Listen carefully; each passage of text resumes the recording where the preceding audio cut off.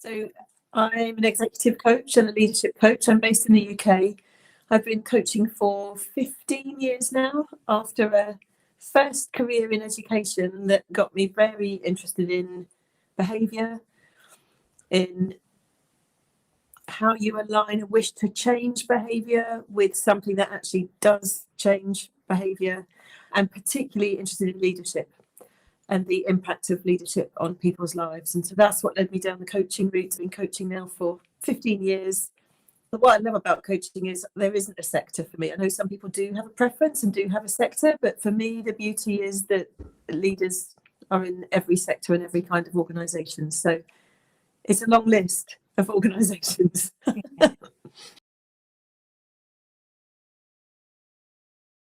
That's great. So my first career was in law. I didn't last very long in law. I lasted 5 years working as a litigation lawyer. And then I did training to become a mediator and had this epiphany that mediation was a much better way to help people manage their problems than going to court. It was cheaper. It allowed them to participate in a meaningful way. It addressed some of the real things that were really important to them, but the law didn't deal with. And so I went off on a tangent. And then I got interested in coaching because sometimes in mediation, it's not appropriate to put the parties together, or one person doesn't want to participate. And so there was a bit of a challenge about, what do I do with these people who are left? What can I do to help them? And then I discovered there was actually a concept called conflict management coaching, where I work with individuals to see what they can do themselves without the other person's participation to help improve the situation. And there's quite a lot that they can do. And that has then branched out into a similar kind of area to you. I do a lot of leadership coaching, but I particularly work with leaders who've been put in a leadership position because they're very good in their industry or their profession. But what happens when you're a senior leader, a lot of what you have to do is manage people, and manage people in conflict, and particularly the conflict that gets really challenging and has an impact on the organisation. So a lot of what I do in the leadership field is help the leaders, I guess, enhance their confidence and their skills to manage conflict in their organisation, so that they have a more functional organisation and a more cohesive team, I suppose. Someone I worked with once described the way that we promote people as rewarding excellence with management. And Yes, I think it's such a good way. And not necessarily equipping them. Sometimes we do, but not necessarily equipping them with what they need for all that management brings, because management's people. Absolutely.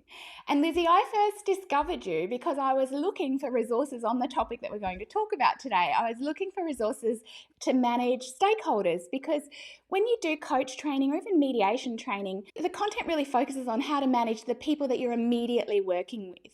But often, particularly in a workplace context, the person who pays you and who invites you to come and do this work is someone like the head of HR or the managing director, or someone who's not directly involved in the conflict but wants you to manage it for them in a way. And there are also other people on the periphery of this who are impacted or involved in some way.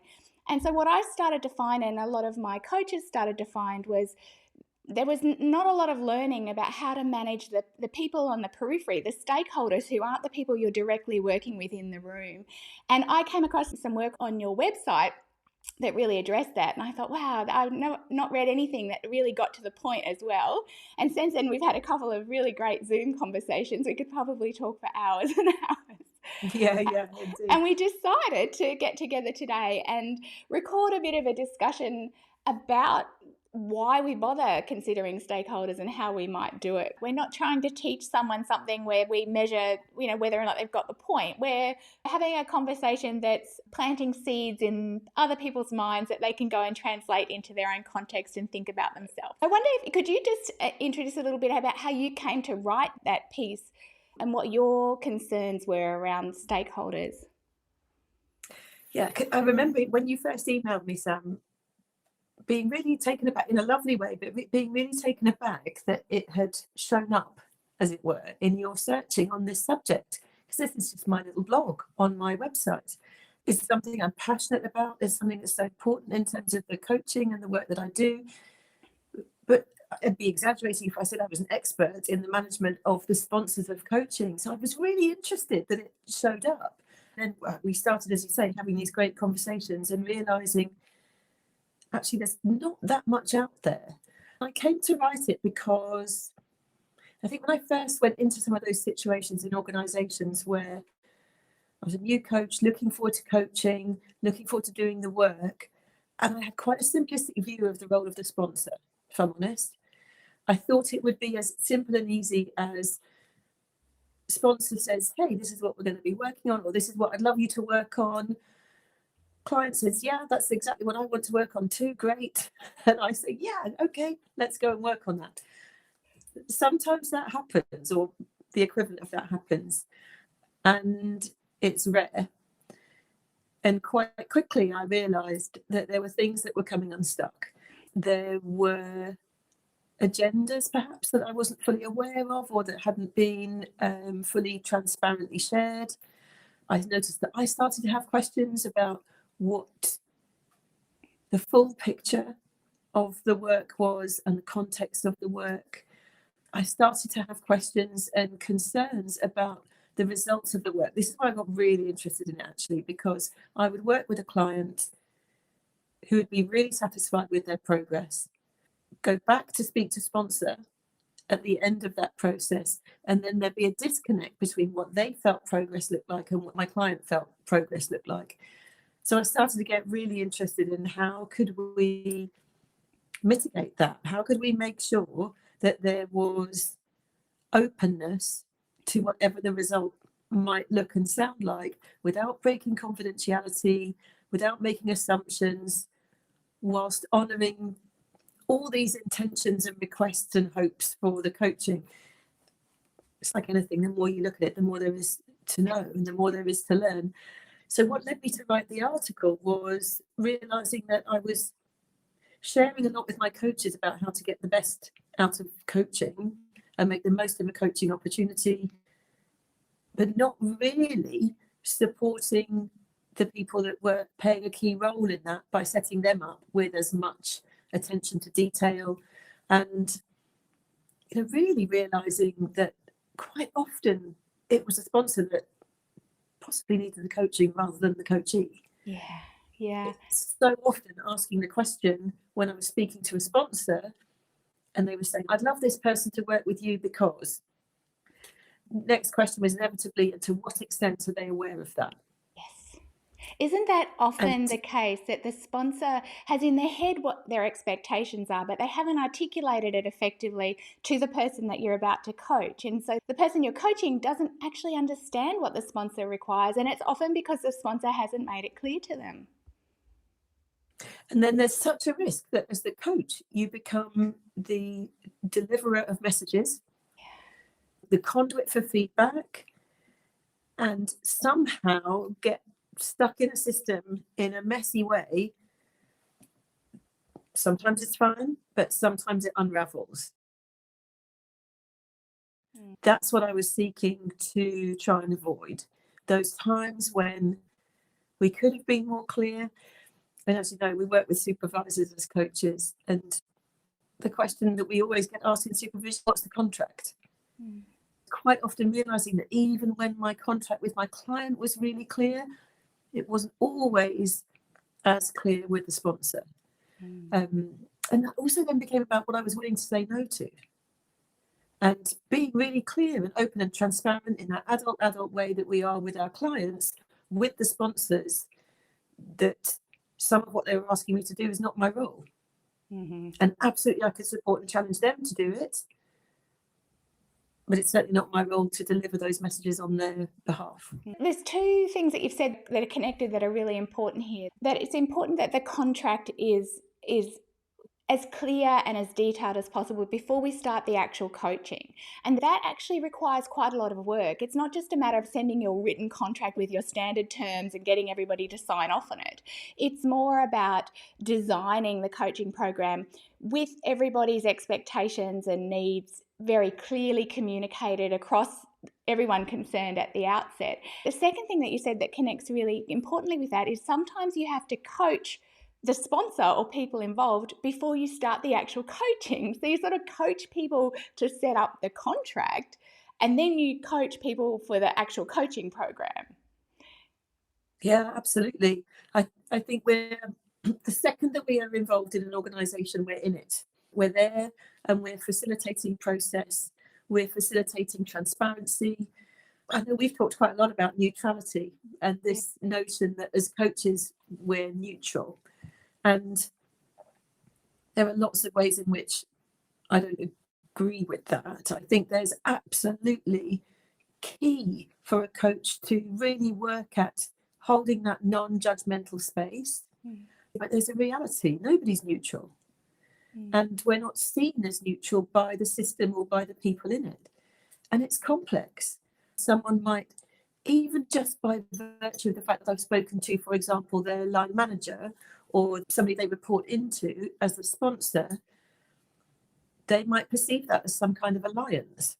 So what therefore needs to be said openly, transparently by everyone to ensure that as far as we possibly can, we understand what the relationship is between each of us, how we're going to maintain it, how we're going to check in on it, how we're going to ensure that the boundaries that we set, things like confidentiality, are honoured. I need to put myself in a position, I feel, that if somebody were to ask a question like, can you tell me a bit more about what they're working on? To put myself in a position to say, well, this is what we agreed I would report back.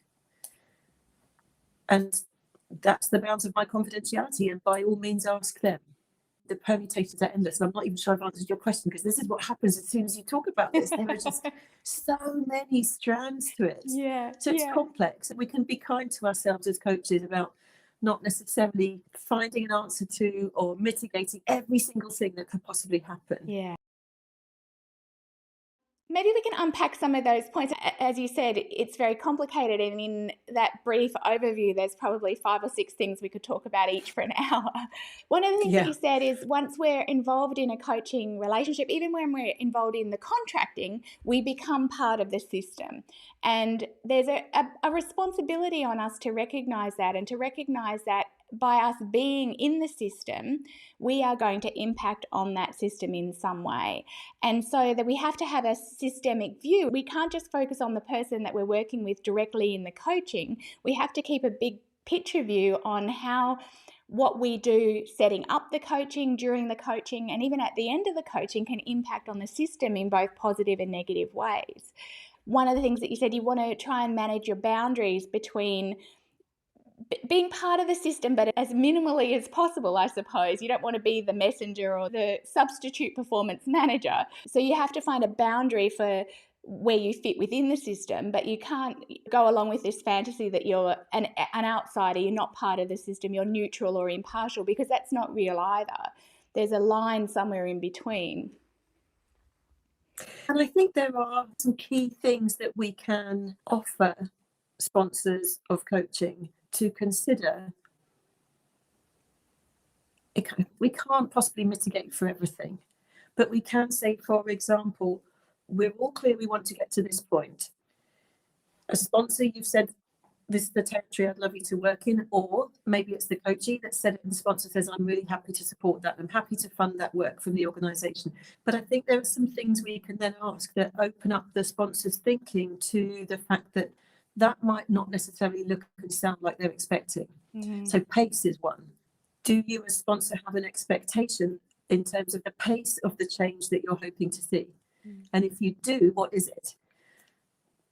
And quite often the sponsor will not have thought about that, but it will quite quickly uncover that unconsciously there was an expectation. And that might be fine, but it might be something that we have to say, right, okay, well, is there any flexibility around that? And what are you open to? And similarly with the results of the coaching, in one of my coach trainings, such a powerful exercise. There was never any role playing. We were always genuinely coaching each other on our own stuff, except for one exercise. And that was an exercise where we had to role play our own most tricky client. So we had to coach our most tricky client and be coached by somebody playing the role of our most tricky client. So when I was playing the role of my trickiest client, it was somebody who told me nothing, gave me nothing back, and who I had no idea what they were thinking, how they were feeling, whether it was useful. Just felt like I was getting nothing. What was really interesting for me in that exercise was when the coach was asking me questions, even though I was trying to maintain this facade of I'm giving nothing away, I couldn't help shifting internally. Even though I was determined not to, I couldn't help shifting internally. And what that really revealed to me is I'm just not always going to know what a shift looks like and what progress looks like or sounds like. And we both know that in coaching, so often, so much of the work happens beyond the session anyway. So being able to give those kinds of examples, talk those kinds of things through, not just with your coachees, but with your sponsors, I think can really help open the conversation up to the fact that the joy of coaching actually is we don't know where it's going to go. We have a goal in mind, but we don't know how we're going to get there.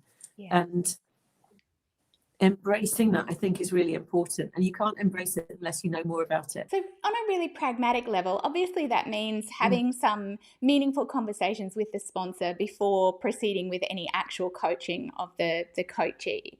What happens then if you're having these conversations with the sponsor and it's apparent that the sponsor wasn't clear about their expectations or they haven't communicated effectively with the coaching client? Is that where your coaching skill comes in and you coach the sponsor on how to have those conversations? I'm hesitating because I'd love to say that that's what I've done every time. That absolutely wouldn't be true. I think it's ideally yes would be my answer. And the more experienced I've got, the more I would absolutely have that conversation and be willing to walk away from the work. Were there times, particularly early on,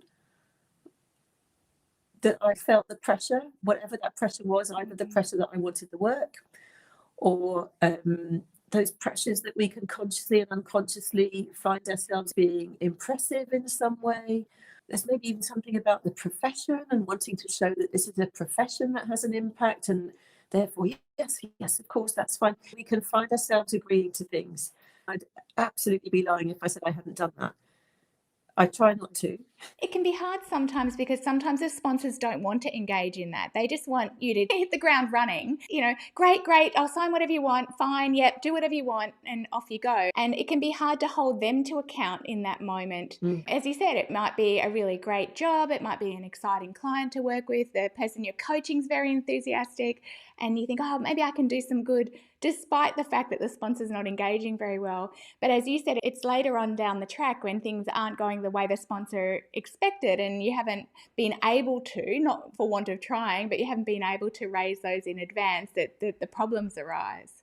And that's what you're saying. You have to be courageous enough to say, is this detrimental to the coaching program? Do I need to actually walk away because I'm not getting the level of engagement from a very key stakeholder?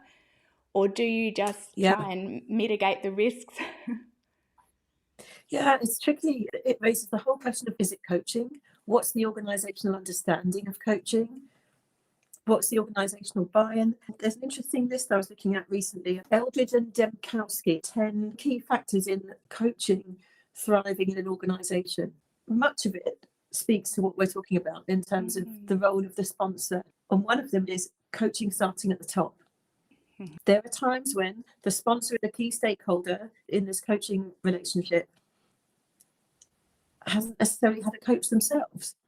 So is seeing coaching perhaps as a fix of a problem rather than the developmental, strength-based work, curious work, all the other things that are involved in coaching, the depth, the breadth. Sometimes, as you've said, you do have those situations where someone says, yeah, use the coaching however you want to use it. It's my gift to you. That's lovely when that happens. That's great. Entirely the client's space. But I do always like to test that. Yes. So one of the ways I test it is, say, for example, if someone says, please go and work with that person, I'll link you together. I don't need to have any more conversation. I'll ask them, so how do you feel about the outcome of coaching being that they leave the business? They might be fine with that. They might not. But it's just really important to test, I think, that suggestion / commitment that this is totally yours and I'm totally fine with any outcome. I'd just like to ask, are you sure? Yeah. Just to test the assumption that that person is making that any outcome is fine by me. The other thing that's implied in what you're saying is if you support an individual client to make certain changes in their behaviours or what they do at work, it is going to have an impact on people around them and the organisation. Now, ideally it's a positive impact, but sometimes it's not necessarily in alignment with the way other people are working. If your client's someone who has historically said yes to everything, taken on far too much, hasn't been very assertive in managing their own role or their own time commitments, and then they come to you and they say, I need better boundaries, I want to make sure that I don't take on too much, and they start changing those behaviours, there could be ripple effects. Colleagues who've relied on them to take the slack are now going to be resentful that they're not doing that anymore. You could create conflict situations. The senior leaders are going to be saying, not as much is being done here, what's going on? So there can be unintended consequences of something that's very beneficial for the individual that need to be talked about, and you can't obviously foresee all of those in advance. There's a sort of extreme example that you gave. What if at the end of coaching the person decides to leave, which in my experience isn't always unusual? Because often the reason people come to coaching is because the system isn't supporting them. It's not actually about them changing something to do with them. Often the problem is in the system around them, not supporting them to be at their best. And so that's a very challenging ethical situation where you think, I can help you be better than what you are now. I can help you grow in the ways that you personally want to grow. But if the system doesn't support you, that might not actually solve what it is that you see as a problem or a concern. Yeah, and it might also be that there are some really positive reasons that something like that might happen. So somebody might, through their coaching, really understand and articulate and connect to their strengths in a much more useful way, and in a way that makes them realise that there are other great opportunities and no hard feelings, but I really kind of see myself here now, or really see myself in this role now. I think there's something about understanding and appreciating the potential, both positive and uncomfortable, of coaching. And I think there's something about just wanting to be a part of it, or very clearly not wanting to be a part of it, and having an agreement and some accountability around, I genuinely hand this over, and yes, I've tested that assumption and I really do. Or, okay, let's check in halfway through. Let's check in at this point. Quite often I might end up saying to a client something along the lines of, this feels like it's kind of getting into the territory of what you're going to work on, or what you've agreed with your sponsor. Is it worth checking in with them around that? Or what do you want to feed back to them? Because it's important for the client to be able to work completely confidentially, at the same time as knowing what, and transparently understanding where we might reconnect with a sponsor, what my agreement is, what their agreement is. I would always encourage a client, if we're unsure about whether there's something that should go back to their sponsor, because it does, for example, affect the business, to support them and challenge them in whatever they need to be able to have that conversation. But really importantly, to not get sucked into being the messenger, because it's not my role. That can happen at the outset, in the middle, and at the end, where you're asked to sort of interpret or translate whatever's happening. And as you said, it's important, if you can, to support the person that you're coaching to have those conversations directly. But then you have to ask, well, who's supporting the sponsor, or who's supporting the line manager to have those conversations directly? And often they're the sticking point. As you said, sometimes they're the people who need the coaching to start with. What's fairly common in the literature is having what's described as three-way conversations, where you, the person you're coaching, and the sponsor are in the room together. But that in itself can put you in a really tricky space. And we talked about this once before, sometimes literally in a tricky space, as in whose office you're in and what the dynamics are that you've stepped into, but also in a role boundary space where, particularly if you're a specialist in conflict, you end up being a mediator rather than a coach who's facilitating a conversation between sponsor and the direct client. So there's some real challenges there. There definitely are. And we've talked before as well, haven't we, about how so much of this is about the coach's own self-awareness. Yes. We need to know ourselves well. We need to know when we're uncomfortable. We need to be willing to do the work, either with our supervisor or a mentor coach, working out what's happening there and what do I need to address, and what am I getting hooked into or caught up in. what's mine, what's not mine. Being not just willing to do that work, but seeing that as an ongoing part of being a coach, is to be constantly looking at, what am I unconsciously getting involved in here? There's something that my supervisor talks about that I find incredibly helpful. So my supervisor often gets me to either picture or draw a very simple diagram of the distance between myself, the sponsor, and the coachee, and just sort of understand or get a sense of, during a particular moment, when one particular thing was said, or maybe when we came into the room, or when something happened in that space, how would I represent the distance between us? Who was a little bit closer? Who was a little bit further apart? And what might that be telling me about the dynamics that are at play, that either I need to unpick with my client and with that sponsor, or I need to take responsibility for as coach, where might I have colluded a bit, consciously, unconsciously.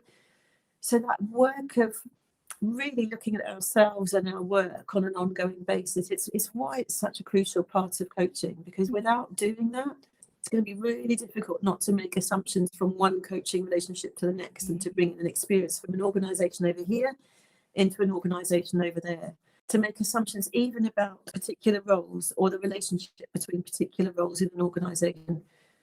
And we've really got to come to all of those opportunities to engage with our stakeholders and our coachees, our clients. We've got to do the work of coming to them fresh and curious and making as few assumptions as possible. Yeah. We're going to be back in that territory. We've also got to be honest about the fact that we're human. Yeah.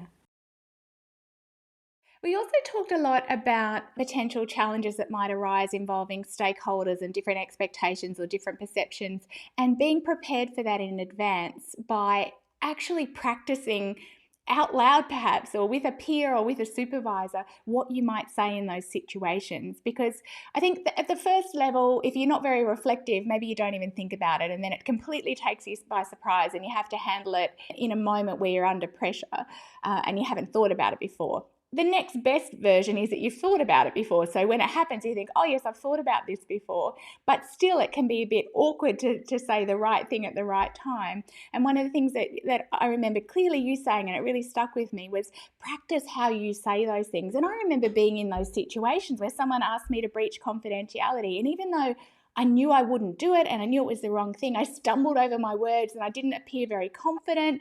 And then you wonder whether or not the sponsor has faith in your abilities, because you're a bit like,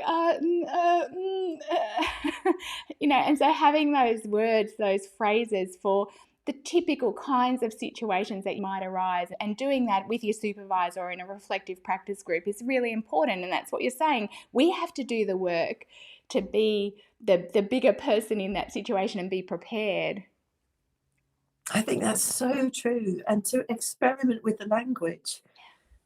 How does it sound when these words come out of my mouth? Not when they're in my head, but when they actually come out of my mouth. I'm not sure I've ever come across anybody who loves doing this, who loves recording themselves and playing it back.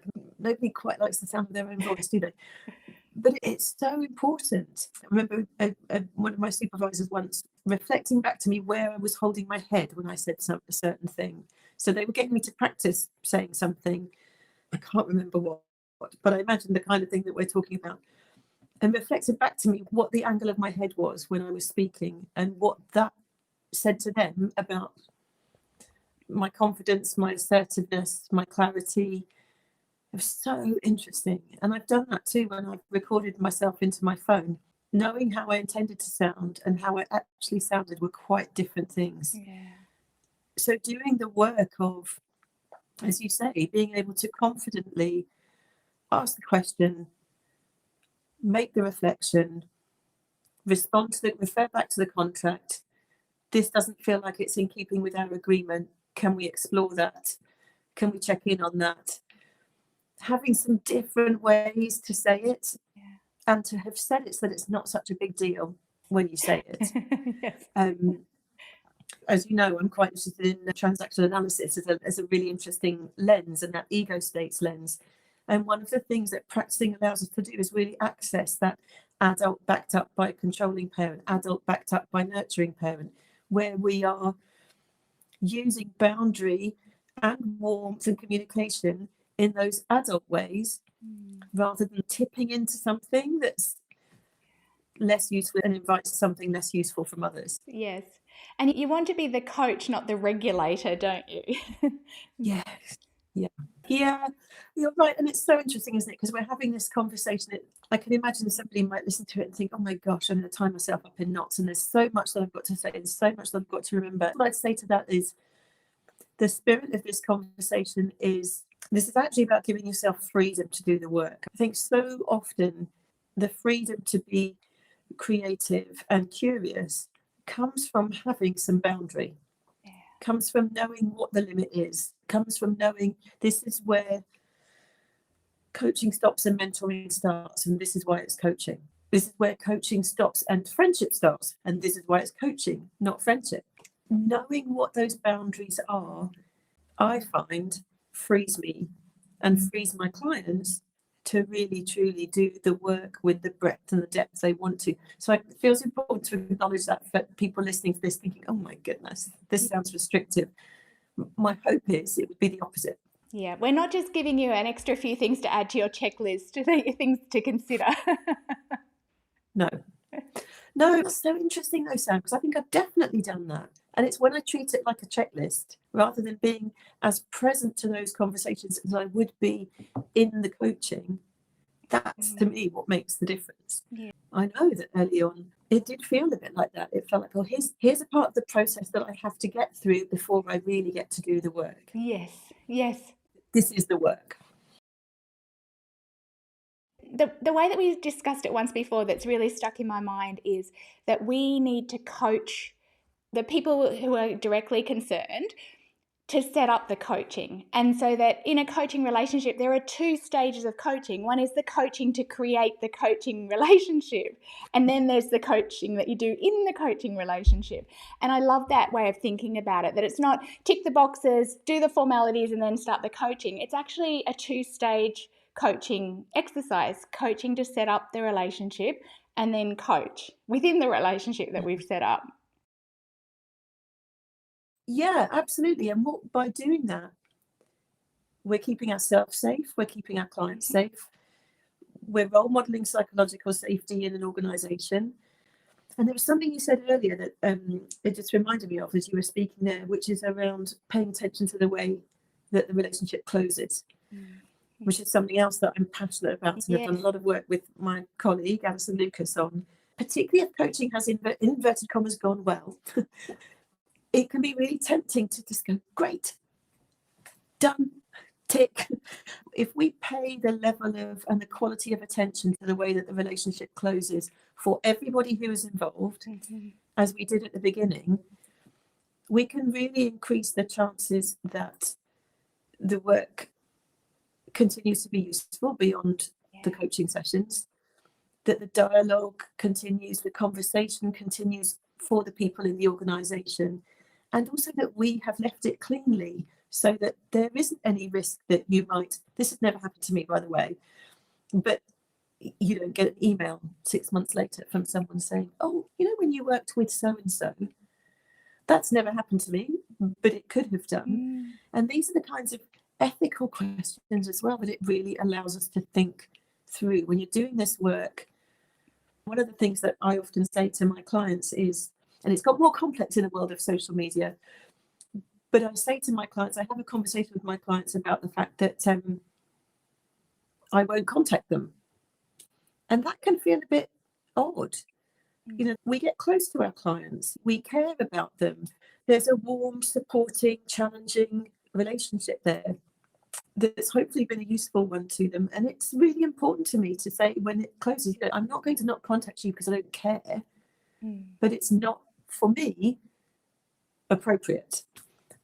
Now, social media blurs that a bit, and things like newsletters. You and I both keep in touch with our networks in those ways. But again, I'm quite transparent about that, and I check in on that because it's really important to me that if the coaching is closed, it's closed. And if the client wants to re-engage with coaching rather than perhaps being in contact via social media or whatever that is within their gift to reignite that. It's important to me that if I'm in contact with them in some way, they're not experiencing that in any way as a pressure to re-engage in the coaching.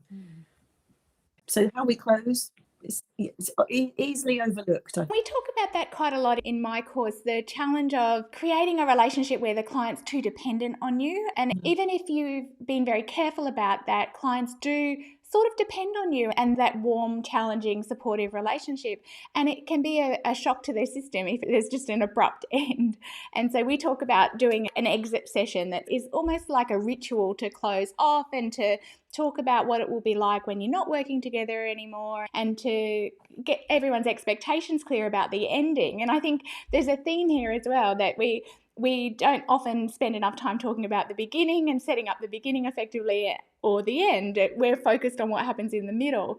And while we can do a good job in that space, we can do a much better job, and we can prevent some of those ethical dilemmas and challenges if we worry about the beginning and the ending a little bit more. Even though it doesn't seem like the work, it's required to do the work properly, as you said, to create an environment where you can do the work, where everybody's safe and everyone has clear expectations, and there's still some flexibility there. It makes me think of a hardback book where you've got the beginning and the end, but you've got the cover, you've got that spine, you've got that hardback cover that keeps the pages, and that's just a tiny fraction, really. The content is on the pages, but what keeps those pages safe is how the front and the back of that book wraps around that content in a way that keeps it safe. Yeah. If we take that metaphor even further, Lizzie, imagining what your bookshelf looks like, that book is on a shelf with other books. And if the other books aren't supporting it, or there isn't a bookend or something, it's going to fall off the shelf and it's going to be damaged. And I think that's another nice metaphor for what we're talking about today, that yes, we want to make sure that we look after our book and that we have a good cover on the beginning and the end, but we also need to look at where we're placing it to ensure that it's well looked after when we walk away from the bookshelf. One of the things we've talked about a lot is the importance of the system and the tension between our role as someone who's sort of inside but outside the system. And the tricky points for us are where those boundaries, we wonder about the boundaries. I mean, should we be doing more to support change in the system, which will then support our client to change? And the situation that comes up for me quite a lot is when I'm working with someone in a workplace and there's some kind of bullying allegation. Usually it's not clear cut whether or not it's bullying, it's just challenging behaviours and some interpersonal relationship problems. But a lot of the time, it's something in the system. It's the line manager or the way that team meetings are held or the way communication happens that has not created the problem, but set up an environment in which this sort of behaviour has happened, or it's gone on for too long, or there haven't been clear expectations about how people should behave and be respectful in the way they communicate. And so it's a very challenging moment where you think, I can help this client work through that, but actually what needs to change here is the system. Otherwise, I just put them back on the shelf in between all of these problems, and it's going to fall down. You talked about a book called The Future of Coaching, and I wonder if you could talk a little bit about that. There's a wonderful quote in that book by Hattie Isaac. He said something like, how long can coaching persist in being the Switzerland of the helping professions? And I think that's really interesting. And I also love one of the books I read quite early on in my coaching career called Challenging Coaching by Blakey and Day. And that's where that whole, for me, where that support challenge balance comes from. And this is complex stuff. This is tricky stuff because, you know, to your analogy with the bookshelf, there might be times that it is within my remit and contract to be feeding that back, or to be supporting the client to feed that back. For example, inclusion is important to me. It always has been. And the more I learn, the more I realise it's essential, it's fundamental for me. And I start to question, where could I be doing more? Where should I be doing more? Where does that sit within coaching? That's a conversation that I think is really important I have with both my clients and the sponsors and the organisations that I work with. So they're really clear that there are some things that if I notice them, I will offer back. And sometimes that might be challenging. It comes back to the fact that if we've opened up the conversation, and to be honest, even if we haven't had the conversation, if I've shared a document that says, this is who I am, this is what I'm about, and this is how you will experience me as a coach if I work in your organisation, it's kind of about giving myself as much as anything else the permission to be truly who I am and bring what I want to bring. Because again, we keep saying this, we're not neutral, and who I am when I come into that system matters. And it matters that I can work in a way that's true to my values and that I can have conversations about that. And I think that's where we're most useful to our clients as well. In Blakey and Dave's book, when they talk about the loving boot, I just love that analogy, because I think they're right. Too much support and not enough challenge. It might feel nice, but it ultimately doesn't really make a difference. Too much challenge, not enough support is stressful. But if we can keep testing, actually, what does a useful balance of support and challenge look and sound like for you in relation to this issue? How does it look today versus last time we met? Not just having that initial contracting conversation, but keeping on bringing it back to the room. That's what keeps the space alive, keeps it safe, keeps it boundaried, and then it's free, I think, to do the work. It's also important to have that loving boot type conversation with the sponsor or the line manager, and to keep an eye on that, because sometimes in the course of a coaching relationship, those dynamics change. There might be a new line manager or a new managing director, or someone goes on leave and there's a temporary replacement. And as those dynamics change, you have to be a little bit careful about how what you're doing might change, or the impact might change, or the support levels might change. And it's a lot to ask of somebody who doesn't necessarily have access to all that information. We don't just work with a sponsor, sign all our contracts and start the coaching. We need to keep them constantly in mind as we go through that, and talk to the person we're coaching about what's going on in the system around them and how that might be supporting them or challenging them to achieve whatever it is that they're working on. And that's an ongoing thing that should be in our mind, that we're not in a little bubble. Because what happens, as you mentioned at the end, the bubble bursts, all the system and the outside influence comes back, and it can undermine a lot of the value of what we do. You know, one of the joys of coaching, I think, as well, is that ability to step back and see a bigger picture and work out where things fit and impact each other, and have really robust conversations. Support people to create the conditions for more of those conversations. On a really pragmatic level, we need to consider our stakeholders as part of our general professional and ethical responsibilities as a coach. ICF Code of Conduct, it's about managing the sponsor as well as the person that you're coaching. But I think the other thing is to recognise that the systemic approach, that coaching doesn't take place in a vacuum. And even if you're working with someone in a workplace, the work that you do with them is going to have an impact on their personal life as well. It might have an impact on their relationships with their family members or their friends, or how they engage outside of work. And that it might not necessarily be the focus of what we're doing, but it's something that we might want to keep an eye out, an ear out for in what the client's telling us, if it's having an impact there. We talked about things like the stakeholders being the sponsor, the line manager, colleagues, friends and family, but also ourselves. We are a stakeholder, and it's a confronting way to think about it. We're not this external kind of, we're not the bookshelf, to use that metaphor. We are actually a book. We're part of the story. We're part of the system now. And so we also need to look after ourselves and manage ourselves as a stakeholder, and set ourselves up for success as well as the other parts of the system. And I think that's an interesting lens to consider our role, as we're a stakeholder in the coaching. That diagram that you talked about that your supervisor uses, where you place yourself where you are in terms of closeness to the different people in there, is such a powerful exercise to see whether or not it's imbalanced, or it's appropriate that it shifts at different times for different reasons, but that it's intentional. It's not just an accident that you sort of slid closer to one and not the other, that there's a purpose, and is it the right place for you to be at the moment, or should you be in a different space, metaphorically or literally? Yeah, as coach, quite often we're coming into an organisation as an external facilitator or coach. And it can be really easy to think of ourselves, therefore, as a lone entity, as just us. We're not. We become part of the system in quite a different way because we're not there every day. We're not employed. We're part of it. We're connected.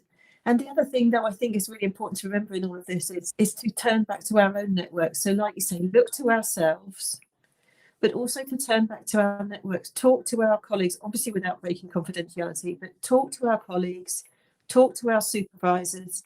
And to come back to the contract, that's why that, for me, again, is such a crucial part of the contract, the permission to talk to my supervisor without using names, without using organisational names, but to be really transparent. That in order for me to be the best I can be for you, I need to reflect, I need to learn, and I need my trusted, confidential thinking partner to do that with. I think it's, especially when the pressure is on, or especially when we feel like something has gone wrong, it can be really difficult, I think, as coaches, to sort of turn back out again to our colleagues and our friends within the profession and say, I'm finding this difficult. And without naming names, without inappropriately sharing information, we can ask for insight. We can turn to the books, we can turn to each other, we can have the conversations. But we're human, and when things are difficult, that can be the time that we most need to turn to someone else. But the most pressure we put on ourselves is to solve it for ourselves without help. That's why I love what you're doing. I love the kinds of conversations that we have. I love the way that you're getting these conversations out there, not because we know best, but because if we're having the conversation, that's the important thing, really. Yeah. It prompts other people to move on from this and create their own ideas and answers. A lot of the time we pose the problems without the solution. But hey, we're coaches, that's our job. Yeah.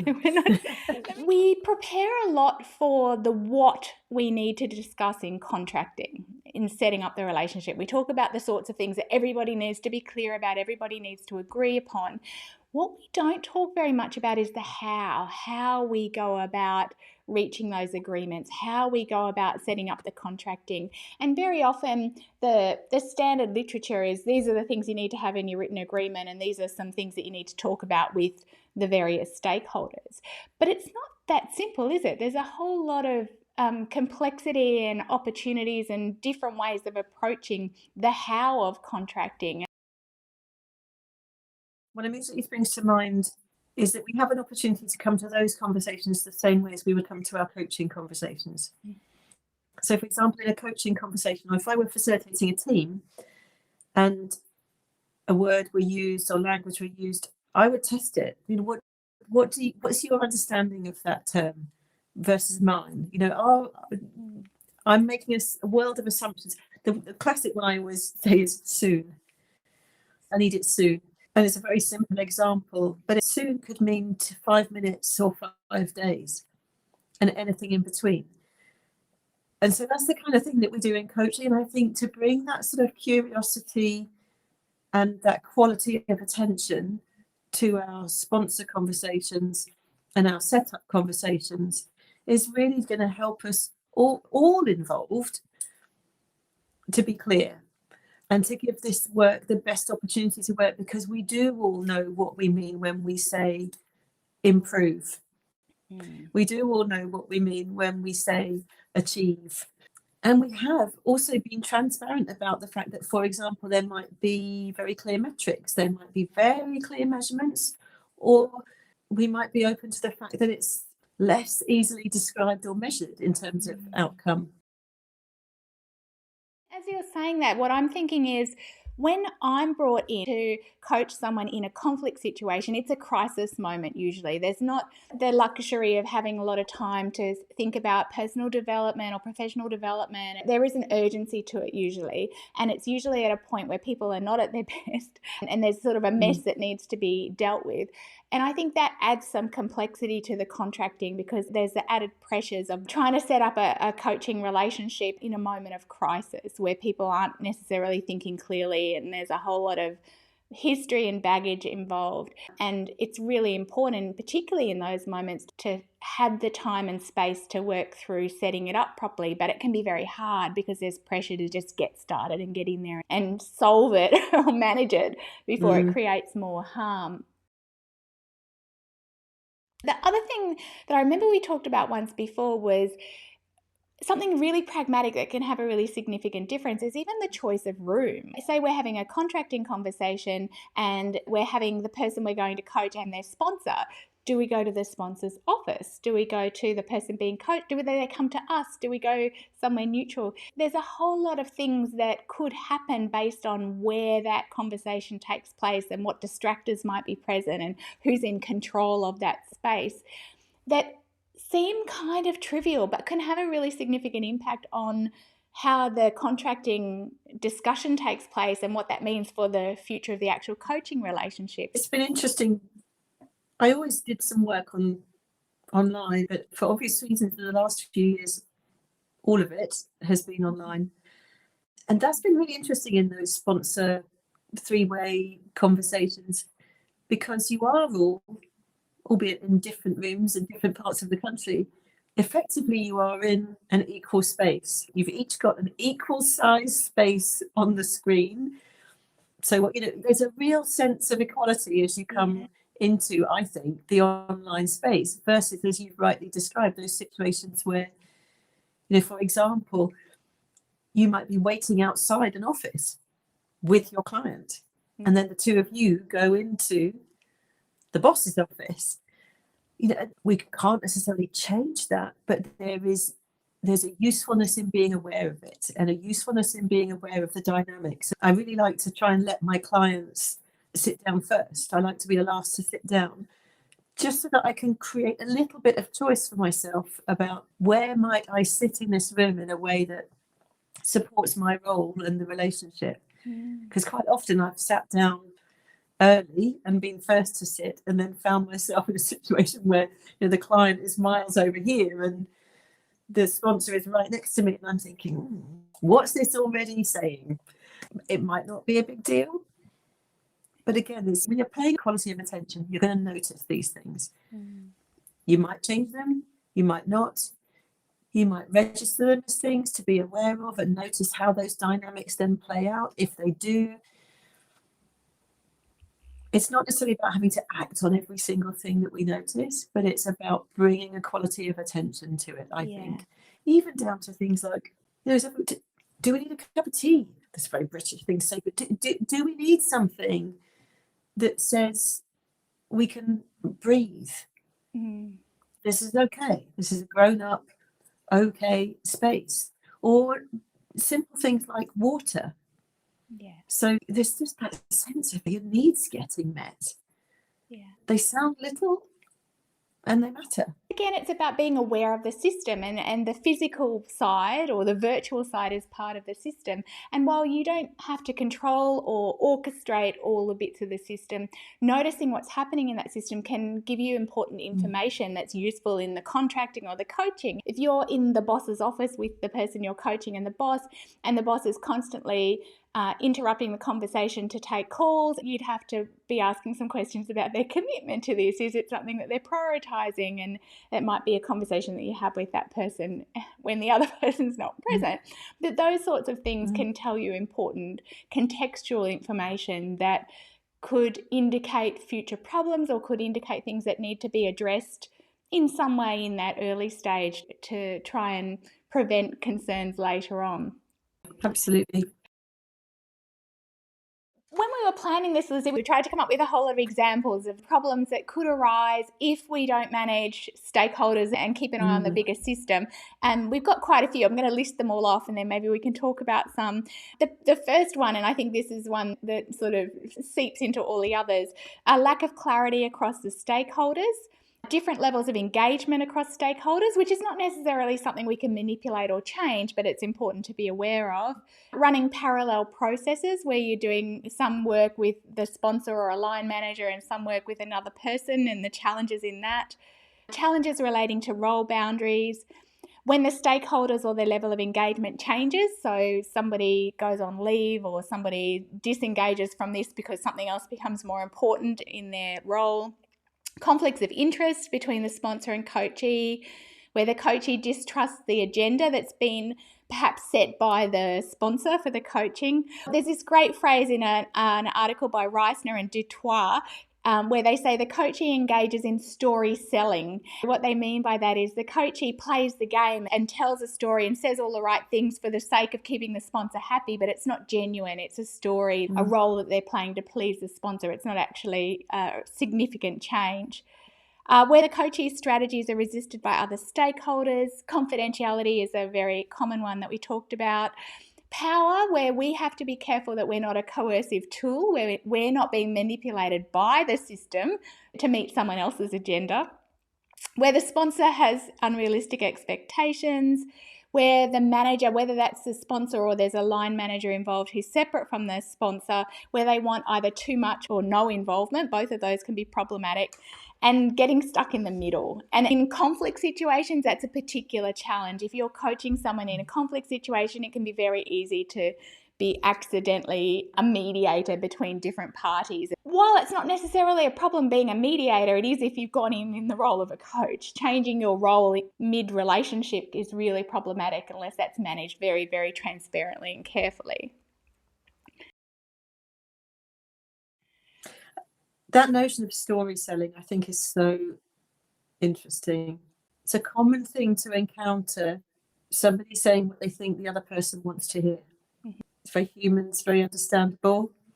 And in the context of the kind of work we're describing, particularly in mediation, it makes things messy, because if that person goes into a room with their coach and says, I didn't mean that, but that's what I had to say, or I felt I had to say. And this is the interesting stuff. There's territory there for us to work on as coaches. I think the storytelling happens the other way as well. I think sometimes the sponsor is wanting to create an impression of either their organizational culture or of themselves, how that coachee might usually experience them. So instantly we've got some kind of wondering of what's going on. We're just as vulnerable to doing this as anyone else. We want to sell in some way the usefulness of what we do. That's a powerful hook that we can be offered and take. We can be kind to ourselves, we can be compassionate with ourselves and compassionate with others. We don't realize we're doing these things. We're not setting out to do them. The vast majority of what we do is out of our awareness. We've done it before we've realized we've done it. There's great value in unpicking that, but we can be kind to ourselves. I think the thing that really strikes me as well as we go through this list that we came up with, I think really what this says to me is, if you've got an instinct, if there's a feeling, and it's usually a physical one, if you've got a feeling that something isn't quite right or something doesn't feel settled, test it. Because the chances are there's something in there that will come back. And how would you do that? How would you suggest people test it? What sort of strategies could you use to do that? A great question. You've talked about how sometimes we're under pressure of time. I think there's an element of this that comes with experience, and when you're testing that instinct, to quite quickly be able to think, okay, I think this is about this, or I think this is about that, or I think this is reminding me of this other situation that I was in. Let me just separate these things out and make sure that I'm being present to what's happening here. So I think with experience, we can test these things with and for ourselves more and more quickly and effectively. The ideal is we have an opportunity to reflect. I know I keep saying it, but it's crucial. It's so important. We're not the best barometers of ourselves. I'm not sure anybody is really. We all need that. That's why we do what we do, because we know how valuable it is to people. So we've got to, when we can, offer that to ourselves. So there's another book that we can put in your list. It's called Coach Yourself First by Mark Bisson. There are lots of really great reflective practices in there that again can just support us as coaches at getting to know ourselves, getting to know our work, getting to know our clients, getting to know our patterns, getting to know the things that hook us, so that we've got more at our disposal to help us at speed do our best to work out whose is whose, what is what do I need to go towards here? Is this feeling inside me because I know that actually there's going to be some discomfort here and I need to address it? Or is it something else, some old stuff, something that I can park and get on with being present here?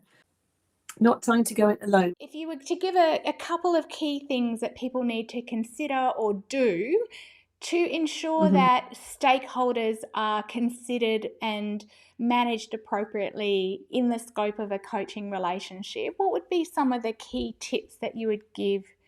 I would say, wherever possible, ask questions before you get there so that people have had the chance to reflect on them, and you're entering then a really, hopefully, rich discussion about the work that you're about to enter into. So that would be number one for me. The more you can send in advance, the more you can be clear on the amount of time that you think you're going to need.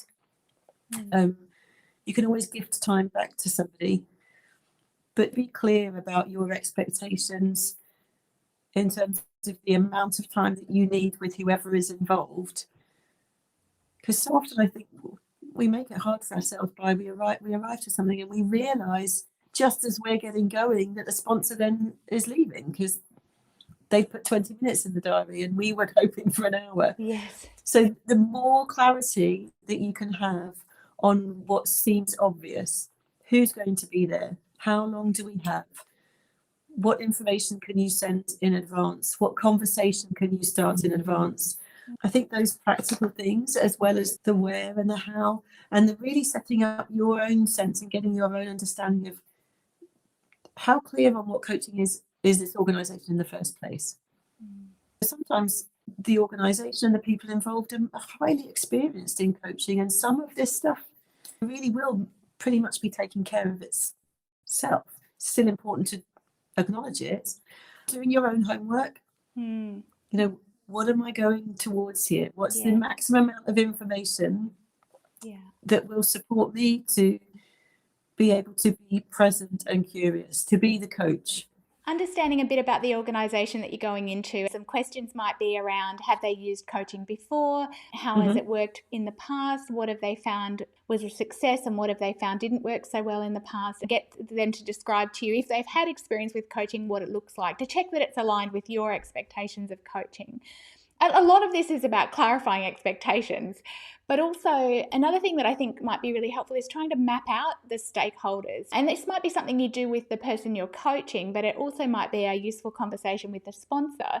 Who else is involved or impacted or has an interest in what happens in this coaching or subsequent to this coaching? So getting a feel for, if there's a line manager in conflict, there's usually another colleague who's involved specifically in the conflict, getting a feel for who the stakeholders might be so that you can keep them in mind as you work through first the contracting and then the actual coaching. And I think holding those principles of coaching, so if you go right back to the fundamentals of what a coaching session looks like, and I know there are different models out there, but essentially it's how long do we have together? Where are we headed? Where do we want to get to? What do we want the outcome to be? And what's my role? So how will you experience me as a coach versus any other kind of relationship that you might have? If you can take those principles of, I call it time, goal and role, if you can take those principles of time, goal and role into your sponsor meetings and conversations in the same way as you would with a coach, the chances are you're going to be okay. Because you're clear on the practicals, the how long do we have? You're using the conversation to get super clear on what's the goal, and what's the goal of this sponsor conversation, the goal of this three-way conversation, for us all to be clear, to be aligned, to have the appropriate and joined up understanding of where the boundaries are, as well as where the freedom is. And then what's my role in this? And how do we ensure that we are respectful of each other's roles and that we are accountable and responsible for the part that we've agreed to play. Thinking that managing Yes. stakeholders is not something you just do at the start and then it's sorted. Yes. It has to be a continuous process of going back and reviewing it and seeing if adjustments need to be made and seeing if anything's changing in the system that's going to change the work that you're doing, and vice versa. Is the work that you're doing changing something in the system, or is the system working against what you're trying to do, and is that a problem that can be addressed, or is that a boundary that you or your client doesn't have control over, and then what does that mean? That's one of the challenges I often find with clients. What their expectations and their willingness to do is constrained by the system. And sometimes that's on a very pragmatic level. They want to vary their hours of work and the organisation doesn't support that. But sometimes it's much more subtle than that. It's about misalignment of values or expectations of their role, or where they do have flexibility. And if you don't consider those things and you don't support your client to consider those things, then a lot of the work you do doesn't turn into anything at the end. Sometimes when you bring something back to its simplest form, it's the thing that allows you to actually get the complexity you need from it.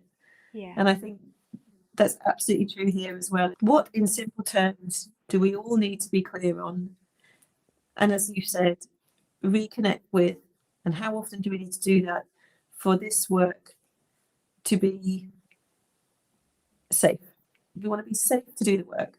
I think you used this phrase in one of our previous conversations and I wrote it down, that you have to be prepared to do the work before the work, to do the work to set up, the field, so that when you get on the field, you can play the game that you're supposed to be playing. You can do the work that needs to be done. You can't forget about all the stuff that seems like preparation, but it's actually not. It's actually part of the work.